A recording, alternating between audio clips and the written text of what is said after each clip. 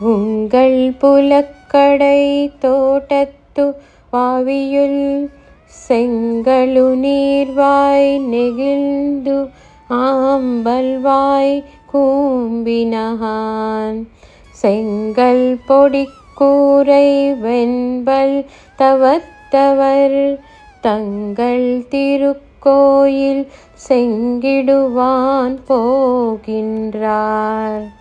செங்குளை மன்னம் எழுப்புவான் வாய் பேசும் நங்காய் எழுந்திராய் நானாதாய் நாவுடையாய் செங்கொடு செக்கரமேந்தும் தடக்கையன் பங்கைய கண்ணானை పాడ ఏలోరెంబావాయ్.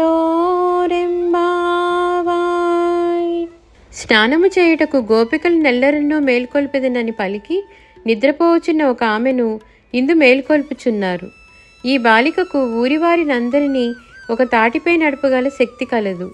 ఓ పరిపూర్ణులారా, నీ పెరటిలో ఉన్న దిగుడు బావిలో ఎర్ర తామర పువ్వులు వికసించినవి, నల్ల కలువలు ముడుచుకొని పోవచున్నవి అనగా తెల్లవారుచున్నదని భావము.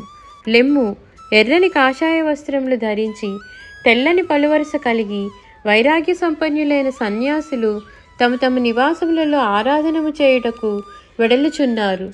లెమ్ము, నీవు ముందుగా మేల్కొని వచ్చి మమ్మల్ని లేపడినట్లు మాట ఇచ్చితివి, మర్చిపోతివా?